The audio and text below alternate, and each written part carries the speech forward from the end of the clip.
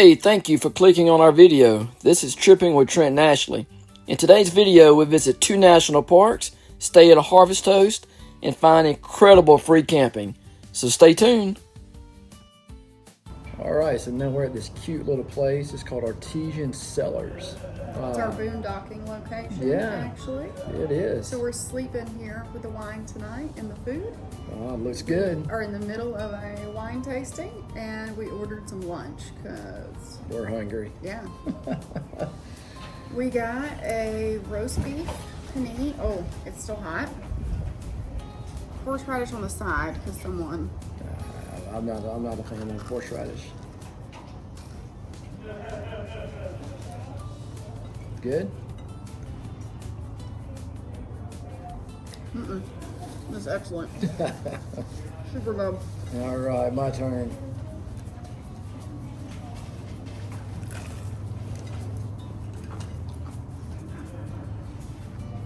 It is good. And truffle chips. It's good. If you are heading to Death Valley, this place is near the California-Nevada border. We're about an hour outside of the national park.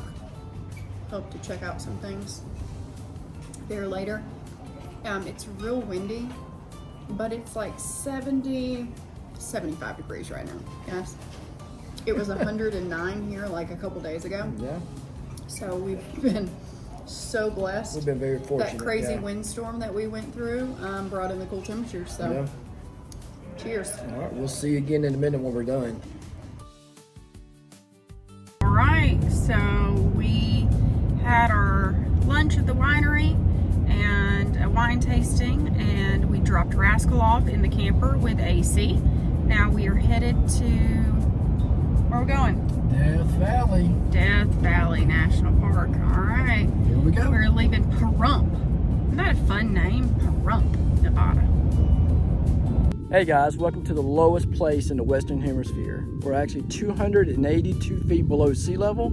We're at Death Valley National Park.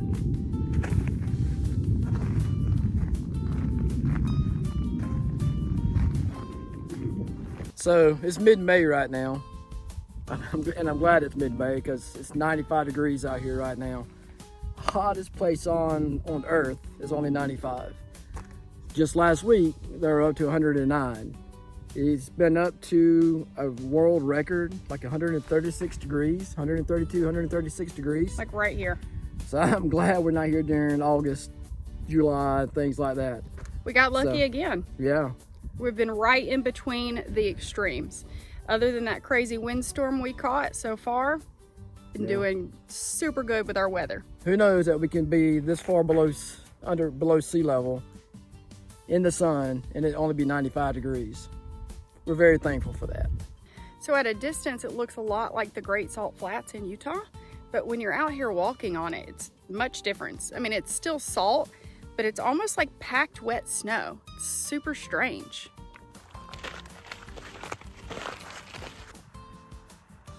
Way off up in the distance in the mountain, there's a tiny sign right there that shows sea level. That's how low we are right now. So we're on a stretch of road. It's about 9 miles long and it's called Artist's Palette. It's so beautiful out here. Way different from anything else we've seen on this trip. This is like a roller coaster. Woo-hoo.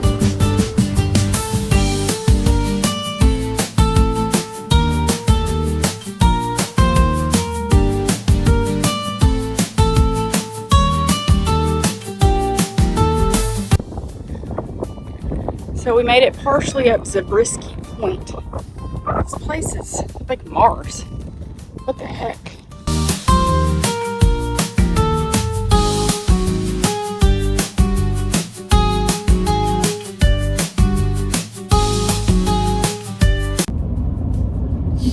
So we left our winery campsite in Pahrump, Nevada, and we are headed towards Mono Lake, Mammoth Lakes area, and on to Yosemite. There is a wild pass, the Tioga Pass, that we've got to go through. So we may just stay somewhere near Mono Lake and then do that early in the morning. That way we're getting into Yosemite early. And then if we can't find camping there, we can make our way towards Fresno. But it is the Wild West out here, guys. We passed through Beatty, Nevada a minute ago, and so far we've seen 2 brothels. So I guess I forget that still exists anyway. Some strange sights out here, lots of donkeys. We were hoping we'd see one. They said they might be in the road, but no asses crossing the road yet. No more roadrunners either. We saw roadrunners yesterday. That was cool. But just very interesting out here in the outskirts of Death Valley in Nevada. Some crazy sights. Casinos, even in the middle of nowhere. Casinos and brothels.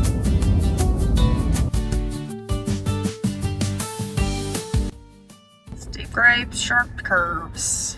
9 miles. You got this. You got this, babe.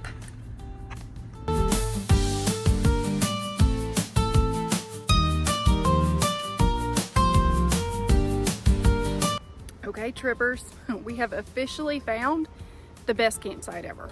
Holy cow. We are between Mammoth and Mono Lakes, and we have absolutely free Forest Service camping. Look at this campsite. For one, it's huge and quite private. Trent is over here enjoying a step 2. If you follow our friend Steve, you'll understand what that means. After doing that crazy drive today, we thought it might be stupid to take the Tioga Pass again. Hey, Rascal. I don't know if you can hear it. There's a little babbling stream right down here. You can stay for 20 something to 40 something days depending on the campsite here. Massive. We even have a picnic table that we won't usually need.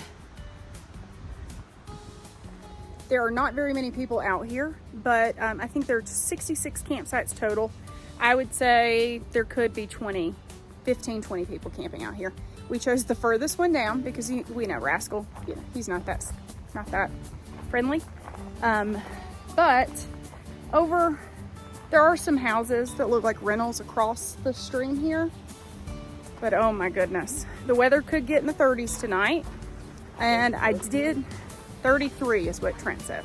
We'll see. It doesn't sound like he's gonna let me sleep with the windows open. Will you? We're gonna sleep by the fireplace. By the fireplace, he said.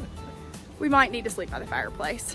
I did see a lot of ATVs and motorcycles when we pulled in, so that might be interesting. It could be a long night. Maybe they ride at night, hopefully not, fingers crossed, because right now this looks like the most perfect campsite that we've ever stayed at. And it's absolutely free on forest land. We are in between Mammoth Lakes and Mono Lake. And this is Forest Service campgrounds. I'm sure it's a thing back in Florida and back east where we live.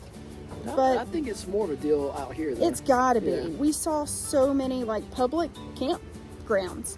So yeah, we might just spend a couple nights here, and instead of trying to take the trailer over the pass tomorrow, maybe we'll just go spend the day in Yosemite and then come back and spend the night again and then take an easier route to go north. So I don't know, you better stay tuned. Every mile up this mountain road brings a new reason to stop and stare. From towering pines to panoramic Sierra Nevada views, the drive into Mammoth Lake is an adventure all by itself. Let's see what awaits us at the top.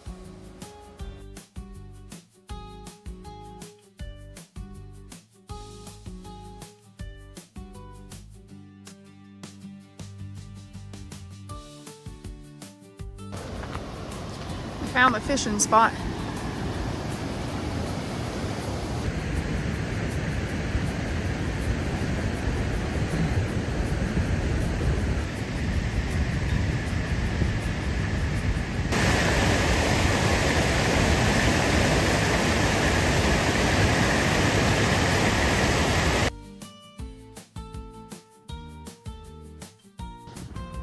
made it to the top of Mammoth Lake Basin Road. Check out those mountains, these crazy little trees.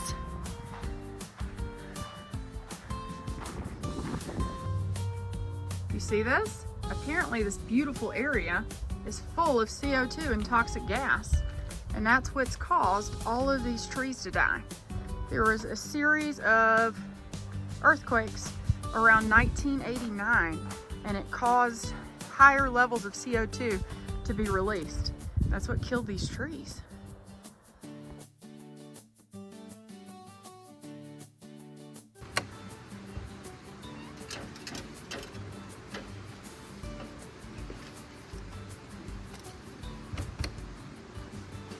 Morning.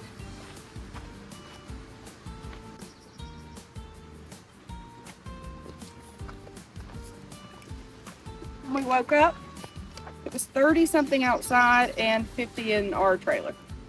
That's okay, we were nice and warm. Bubba gets to wear his jacket today. We're gonna head over to Yosemite and see what we can get into. Come on. Nope, that's enough. Nope, no, no, no. You better stop. Stand right there. Stop right now. Come on. Nope, nope, Come on. Nope, that's far enough. Nope, nope. It's our first waterfall of the day, guys. Check it out. I don't know what it's called, but we are almost to Yosemite, and look at all of this snow still on the mountain.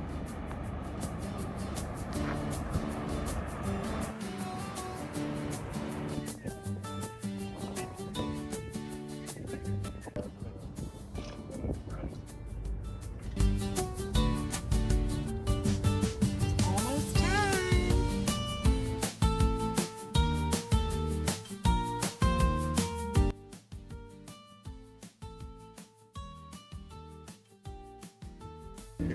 Our first view of Half Dome. So we have been driving way further than 35 minutes. I guess it was like 35 minutes to the National Park's gate. Now it is a lot of miles. I have no idea because GPS doesn't work, down into Yosemite Valley. It's been absolutely beautiful, but I'm so glad we didn't bring Tammy Faye the trailer, because it would have taken all day long to get into the actual, where El Capitan is, like where the main stuff in Yosemite is. So I'll be real interested to see. On our way back, we need to actually map it out and see how far it actually is. So I thought we were doing good in Death Valley with our 27 miles per gallon. Look at here, got that gas up. 36.2 miles per gallon right here. All downhill driving. Still been driving for a couple hours and we haven't made it to the Yosemite Valley. Little wildlife. This is about the only wildlife we've seen today other than a marmot.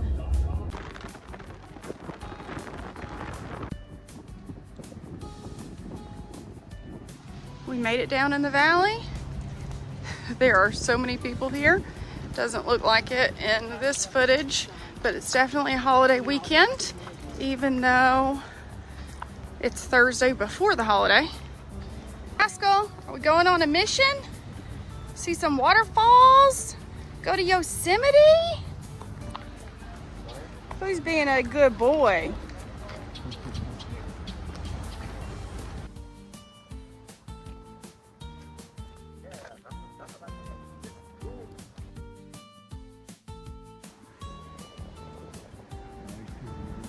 We are walking on the Meadow Trail. Dogs are welcome. There's Half Dome. There's Rascal. You having fun? Are you having fun yet? Is this the best day? Is this the best day ever? As the day starts coming to an end, it was time to leave Yosemite behind. With Rascal by our side and another unforgettable adventure in the books, we made our way back to the camper, grateful for another day we'll never forget. So we're back in the campground, ready to cook some dinner. The sun just set. Trent is getting fire ready for some coals, and I thought, what better than having a foil dinner on a chilly California Mammoth Lakes kind of night. So got my tin foil ready. I'm gonna cut some veggies and get my beef all ready. First, some cheap grocery outlet wine, because it's chilly outside. So why not some wine instead of beer? All right, let's get these veggies prepped. Okay, so I cheated and I parboiled my potatoes so that they'll cook, because usually when I have foil dinners, that's like the one thing that doesn't cook well, and it's the potatoes. So I'm gonna go in with a little olive oil.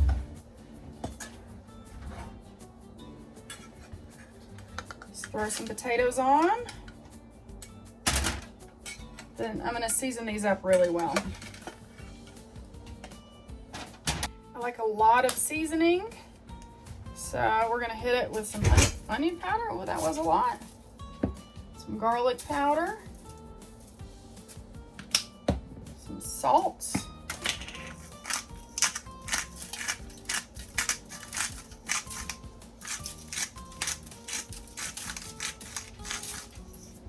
so when you're making a foil dinner, you want to start with your harder veggies on the bottom. So your potatoes, your carrots here, and then we're going to go on with, we're doing ground beef, and then we'll add our soft veggies to the top so they can really more steam instead of cook too thoroughly. Okay, so I didn't actually open it. So here we go, Southern flavor, good stuff. Yummy charcoal season. That all in there. Okay, so now I'm just adding my veggies to the top. Some onion and mushrooms. Thought about doing some orange bell pepper on mine, but I might skip it because this already I think is going to be perfect the way it is, and I don't think it's going to need anything extra. Ooh, I'm so excited. I haven't had a good foil dinner in a hot minute. Okay, I've got my foil dinners ready, and the internet says 20 to 25 minutes, so let's do it. Cook it up, babe. All right, Trent is working on these foil dinners, as in he's just standing over them and leaving them alone. Don't mess with them too much. I'm not, I'll just slide them around on top of the fire. All right. You could probably hear the creek running next door. It's pretty nice.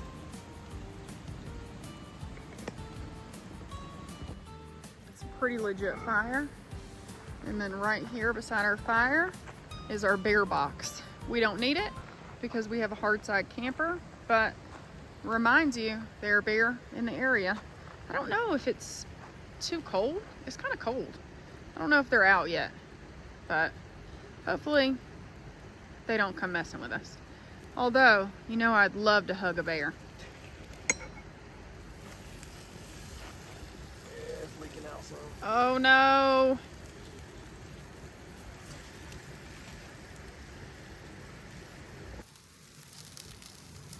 I swear there's something therapeutic about watching the campfire.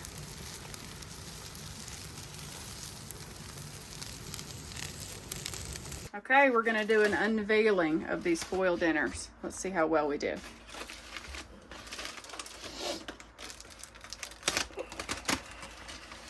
All right, that looks pretty delicious to me. That beef is done. Yep. We took it up a little bit early. Oh yeah. Okay, it's Trent's turn to do the taste test. All right, here we go. You know I'm gonna go for meat. I'll do a potato too. Maybe I won't. Mushroom.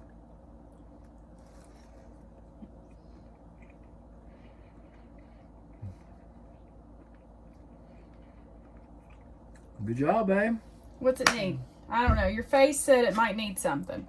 Oh, it don't need anything. Oh, so it's perfect? It's perfect just the way you are. Just perfect, just the way I am? Yeah, it's perfect just like you are. Oh, there we go. I like that. Oh. I'll say this is the best foil dinner I've ever made. Yeah, it's good. Very good. Cooking the potatoes first. Great idea. Thank you, Internet. We weren't kidding when we said we liked it. Trent's still working on his, but mine is gone. Thank you for watching. We'll see you next week.